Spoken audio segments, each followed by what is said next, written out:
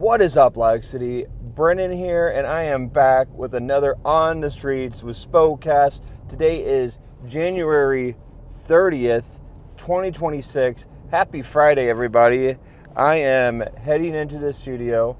I actually don't have anything going on today. I have therapy this morning, and I try to take that at the studio if the kids or Abby's at home, and Abby's working from home right now.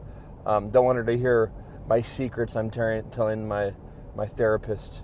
I'm just joking. I don't really have any secrets to share with my therapist. I'm mostly going to be talking about the death of my grandmother and how that's affected me. And I was not able to have my therapy session last Friday because I had some things to take care of with my mom for my grandmother's funeral. Which brings me to kind of what I'm going to talk about today is, well, not kind of, I have been tasked to read my grandmother's eulogy at her funeral. And I'm not laughing because I think it's funny that I'm doing that. I'm laughing because I am nervous about doing it. It's a nervous laugh. I've never read a eulogy before. My wife usually writes eulogies for friends and people because she's a very good writer, and I would not say I'm a great writer, but I would say I'm up to the task to do this job for my grandmother and for my family. My brother read the eulogy or at least he spoke at my grandfather's funeral. So yeah, I'll be preparing that for next week.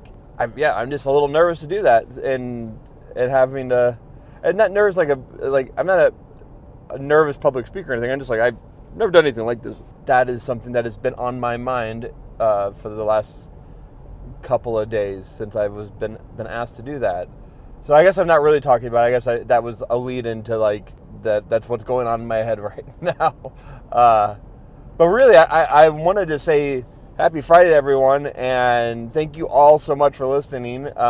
If you're new here, I'm trying to do this podcast on a consistent basis, and this week I've released an episode every single day. I recorded my interview with Jazz Boyd on Monday or Tuesday this week, and I didn't release it till Thursday, so I didn't really record anything yesterday, but I've released an episode every day this week. That's a first for me. I don't know if I've ever released a podcast every day during the week. And I think it's going well. Like, it's, really, like, someone asked me the other day, like, what do you, like, who is this for? Why are you doing this? And really, it's for me. This is me being introspective and talking and getting comfortable with talking more on the cuff, trying to take out my ums and ahs by using silence. Silence is golden. I tell my podcasters this every time. Like, if you have a thought going into your head, instead of filling it with like likes and ums and ahs, fill it with silence, because I can edit out silence easily. If there's like a 5-second gap in a podcast, I can just go edit that out real quick and get rid of it. If I have someone who is saying ums and ahs and all the time, I can edit it out, but it's going to be choppy, and it's hard to find ums and ahs throughout podcasts. But it's funny, when I started Spokast, as a studio, like I had decided I'm going to start a podcast studio, and I needed a name for it, and ultimately ended up with Spokast because it just made the most sense. Thank you, Nate and Andrea, for letting me use the Spokane name, but originally I was going to call it podcasting, because there's if you're a young podcaster and you're not used to speaking on a camera or on a mic, you can be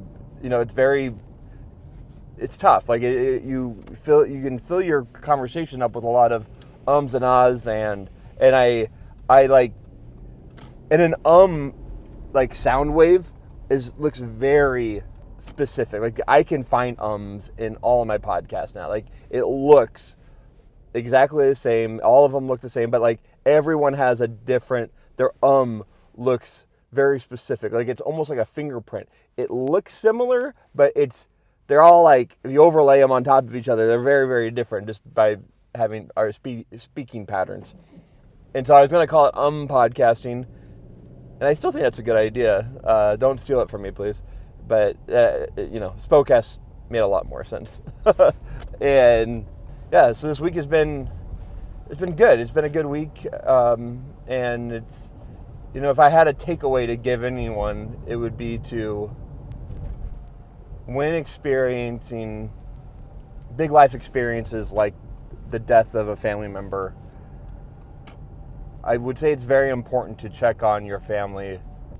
Something I've kind of talked to a lot of people about is the grief process of how you feel when you feel like maybe you didn't do a good enough job being there for someone when they were alive, and then now in death, like you're having to show up for them even though you weren't showing up for them much when they were alive. And I think that's a natural thing that a lot of people go through. Like I spoke to a lot of people this week about that process, and most people say like, I wish I would have had more time, and I wish I would have been able to spend more time with them. I wish I would have made this decision to spend more time with them.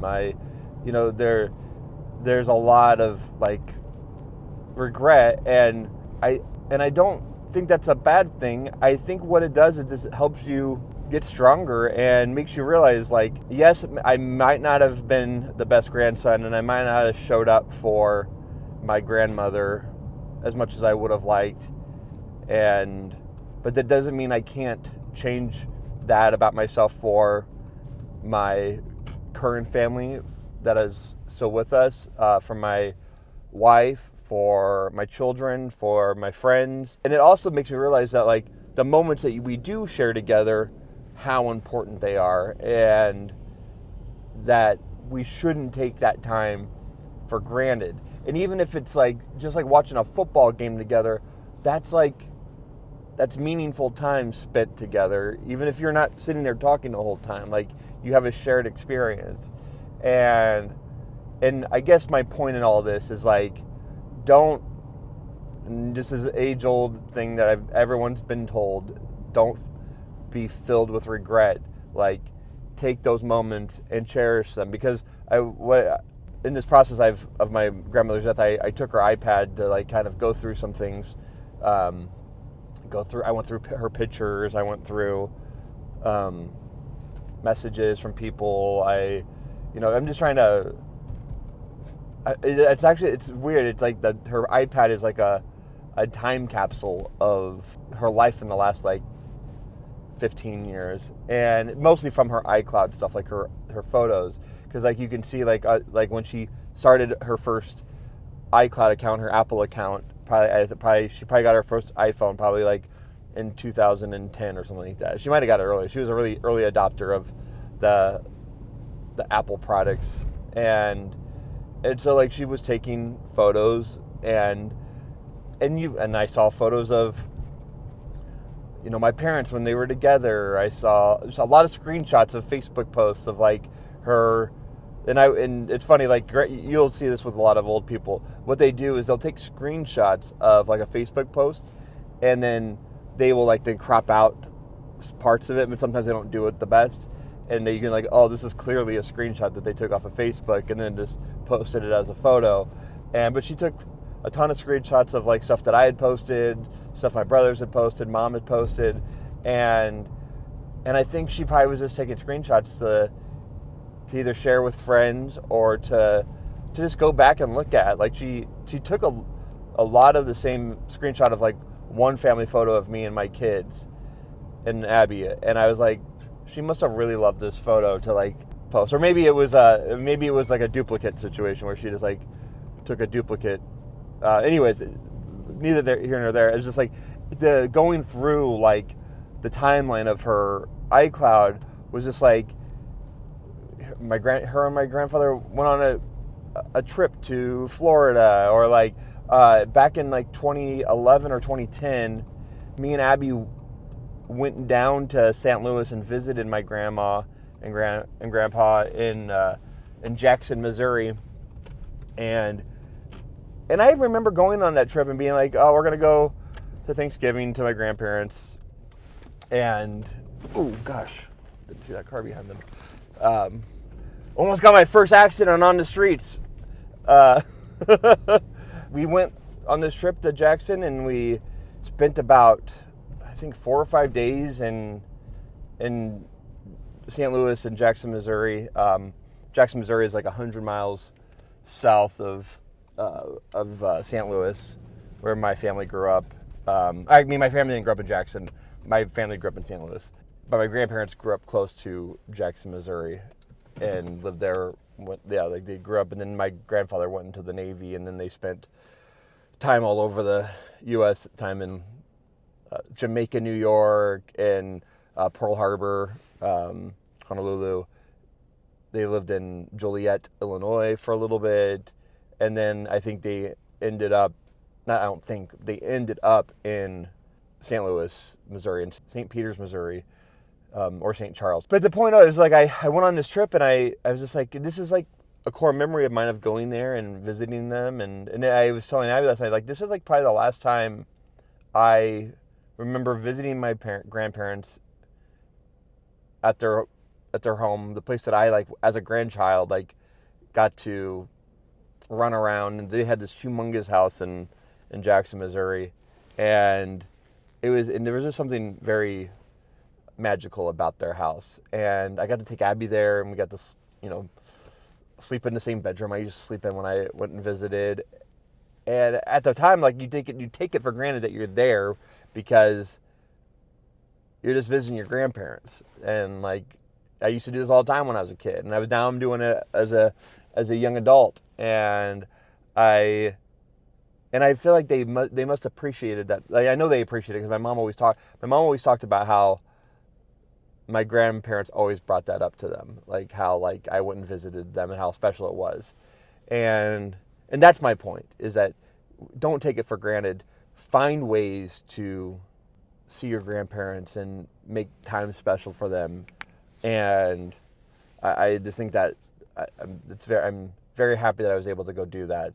And going through her iCloud, you just kind of see a lot of that, like pictures of grandkids and friends. And then, as the years go on and they move to Spokane, like everything kind of slowed down, like not as many photos.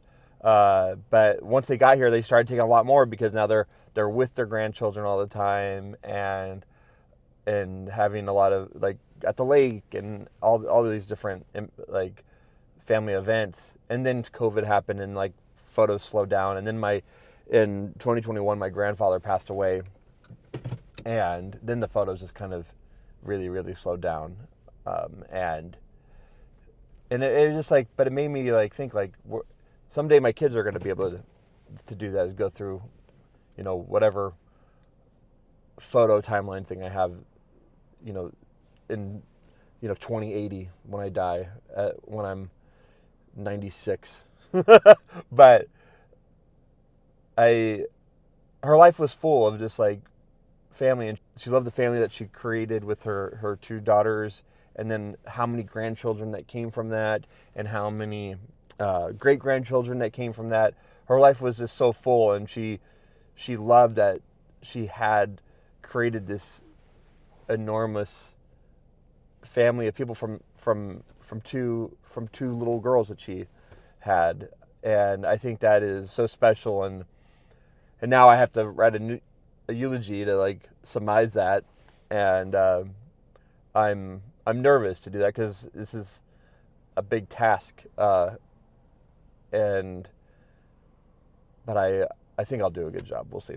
I'm gonna try to not have AI help me write it, because I'm notorious now for making AI write everything for me, just because it speeds up all processes. So yeah, I appreciate you listening to this, and appreciate you being here throughout the week and listening to my little thought vomits, I guess I would call them.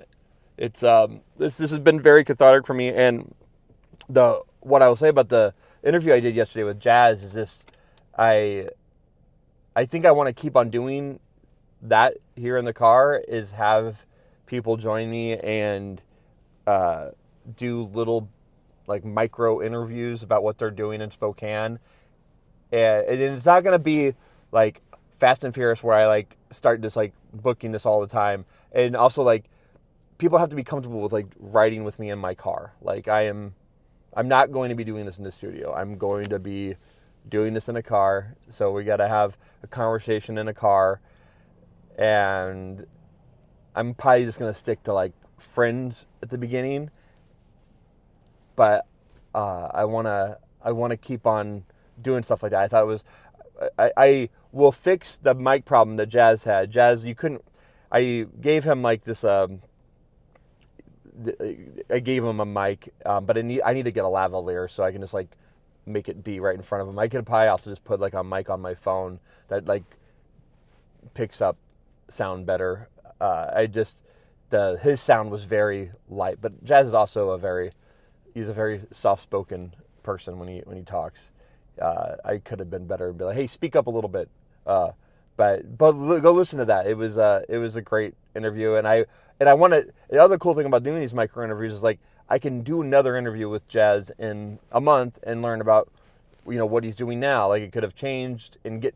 I was just like I could have asked so many other questions in this 30-minute car ride. Like so many things came up. I was like, oh, I should have asked him about his brand Birds on the Coast. I should have asked him more about designing for fashion, or like there's just so many other questions that came into my mind. I'm like, but that's what's great about this. I can do this quick and we can do more of these. It doesn't have to be just like I can only interview someone once and that's it. And maybe this will help me like reconnect with some of my old friends, because I really would love to get my friend Andrea on here, who helped me start Spokast, and Nate, who also, he came up with the name of Spokast, and definitely going to get Riley Connors on here, talk about the next episode of Conversations. Going to get Jinx Universe on here, absolutely. I would definitely get him to freestyle on the streets with Spokast. Who I really want to interview, and this is going to happen, is Nate Synonymous. I've never got to do my interview of Nate Synonymous on Spokast, and I'd really like to do one on the streets with him, because the last video he did for one of his singles, he filmed part of it in the Millwood liquor and grocery store, the convenience store there that I love so much. So I think this is providing so many opportunities of doing the podcast differently. But I do realize I need to do a better job with the audio quality, because nobody wants to hear my mic rubbing against my shirt, and nobody wants to not be able to hear my guest. And so I imagine, I'm gonna fix those little kinks, but I really like where this is going, and this has been a great week of being able to do this on a consistent basis. And I hope to keep on doing it. It's been fun, and please comment on YouTube, on Spotify, wherever you're listening. Leave a review if you'd like. Comment on Instagram. Send me a message on Instagram. Getting messages, and I will always got to keep on repeating this. Getting messages from listeners, whether you're a close friend or someone that I don't know, it really pushes me to keep on doing this. And I know you're listening, because I see the numbers, and I have listeners. And so I hope you all enjoy the weekend. Maybe I'll jump on here on the weekend. Maybe maybe something will strike me. Be like, you need to get out here and talk about the Grammys. The Grammys are coming up this Sunday, and I love the Grammys. I won't be able to watch it live, but the Grammys are happening. And the Grammys are great because it's less about receiving awards, and it's more about all the performances. And I got to imagine there's going to be some really good performances at this year's Grammys. So maybe on Monday I'll kind of recap that. But thank you again so much. This has been On the Streets of Spokast. Until next time, peace.